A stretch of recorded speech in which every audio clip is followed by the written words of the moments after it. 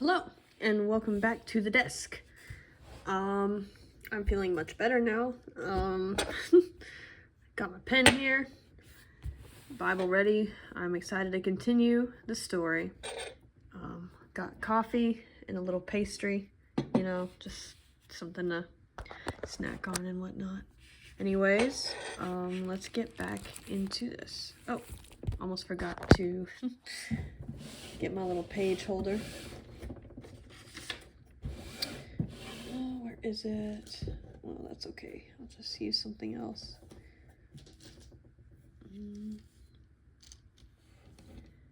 Let's see. It's not gonna work.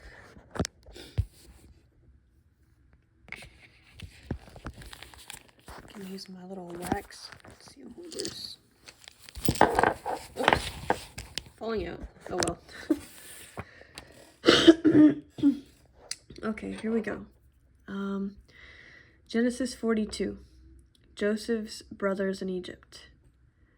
When Jacob learned that there was grain in Egypt, he said to his sons, "Why do you keep looking at each other?" "Listen," he went on, "I have heard there is grain in Egypt. Go down there and buy some for us so that we will live and not die." So 10 of Joseph's brothers went down to buy grain from Egypt. How many brothers did he have again? But Jacob did not send Joseph's brother Benjamin with his brothers, for he thought something might happen to him.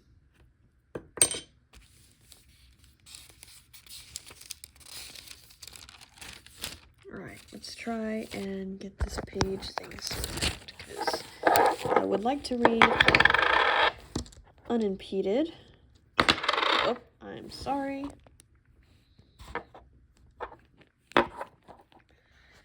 Okay, temporary fix. Not the best. Maybe if we used another one. Come on out.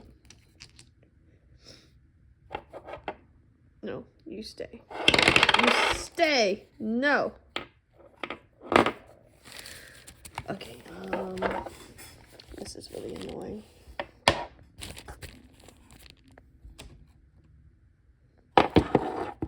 Sick. There we go. Anyways, the sons of Israel were among those who came to buy grain, for the famine was in the land of Canaan. Joseph was in charge of the country. He sold grain to all its people. His brothers came and bowed down before him with their faces to the ground. When Joseph saw his brothers, he recognized them, but he treated them like strangers and spoke harshly to them. "Where do you come from?" he asked. "From the land of Canaan to buy food," they replied. Although Joseph recognized his brothers, they did not recognize him. Joseph remembered his dreams about them and said to them, "You are spies. You have come to see the weakness of the land." "No, my lord, your servants have come to buy food," they said. "We are all sons of one man. We are honest. Your servants are not spies." "No," he said to them, "you have come to see the weakness of the land." But they replied, "We, your servants, were 12 brothers, the sons of one man in the land of Canaan. The youngest is now with our father, and one is no longer living." Then Joseph said to them, "I have spoken. You are spies. This is how you will be tested. As surely as Pharaoh lives, you will not leave this place until your youngest brother comes here. Send one from among you to get your brother. The rest of you will be imprisoned so that your words can be tested to see if they are true.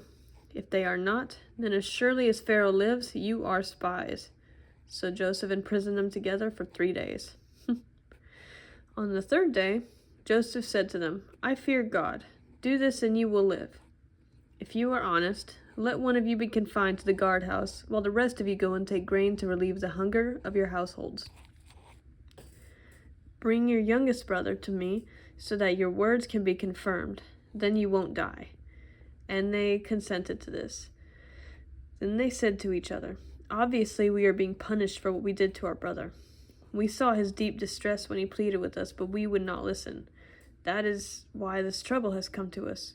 But Reuben replied, "Didn't I tell you not to harm the boy? But you wouldn't listen. Now we must account for his blood." They did not realize that Joseph understood them, since there was an interpreter between them. He turned away from them and wept. When he turned back and spoke to them, he took Simon from them and had him bound before their eyes. Joseph then gave orders to fill their containers with grain, return each man's silver to his sack, and give them provisions for the journey. This order was carried out. They loaded the grain on their donkeys and left their donkeys. Let me drink some coffee real quick.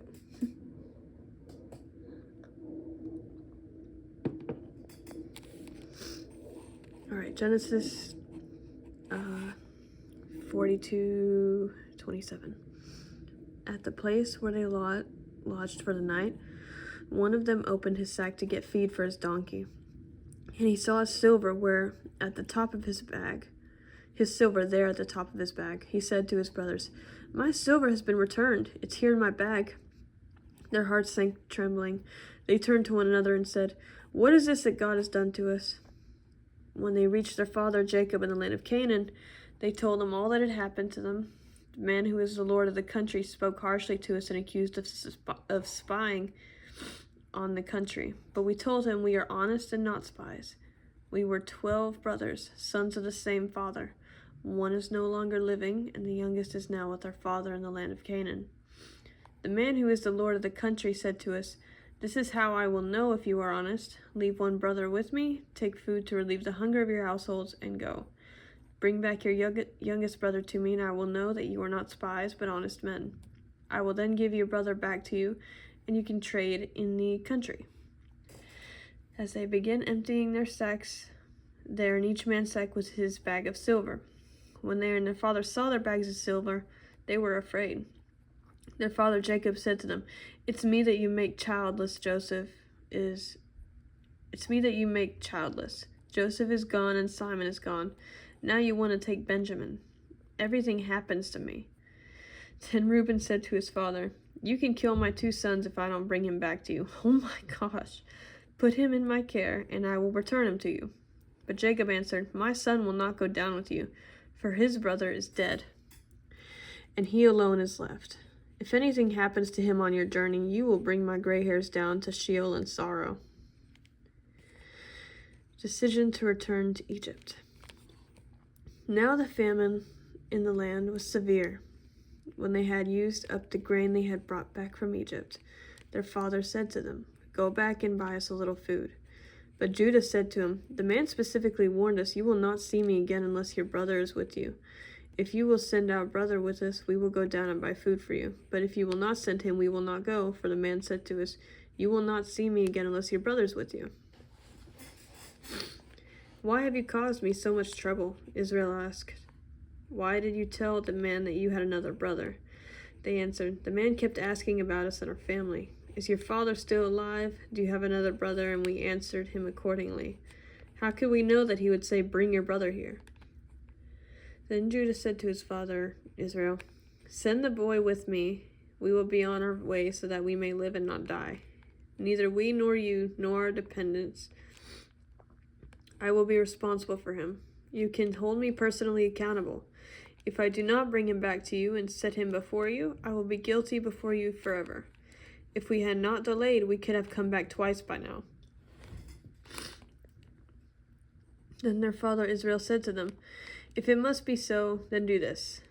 Put some of the best products of the land in your packs and take them down to the man as a gift. A little balsam and a little honey, aromatic gum and resin, pistachios and almonds. Take twice as much silver with you. Return the silver that was returned to you in the top of your bags. Perhaps it was a mistake.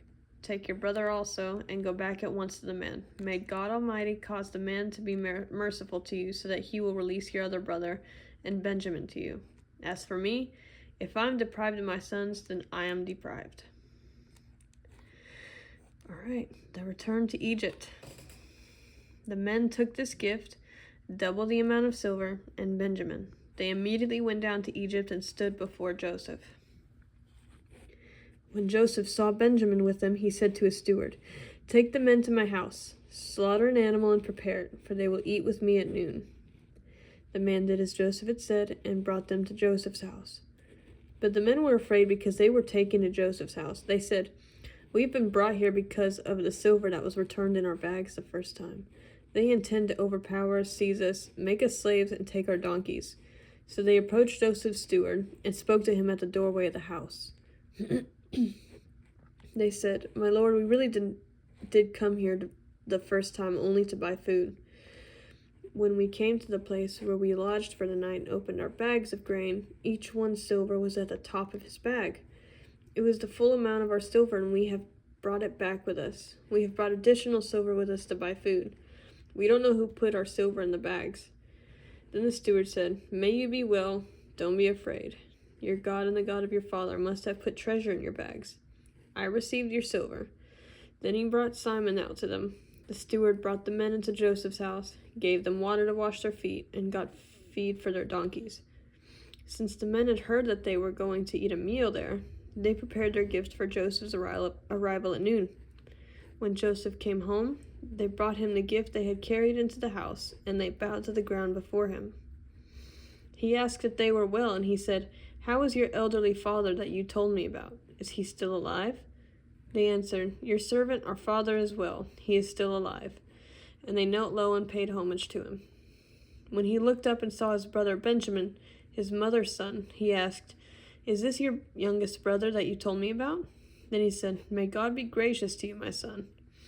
Joseph hurried out because he was overcome with emotion for his brother, and he was about to weep. He went into an inner room and wept there. Then he washed his face and came out. Regaining his composure, he said, "Serve the meal." They served him by himself, his brothers by themselves, and the Egyptians who were eating with him by themselves.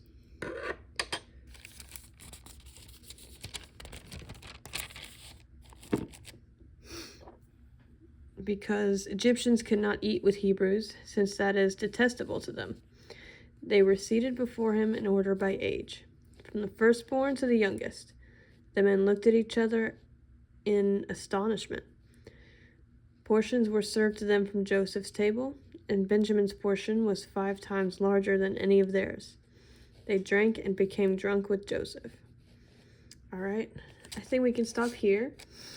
I look forward to reading more of the story, maybe tomorrow or a little bit later, who knows. Anyways, have a beautiful rest of your day.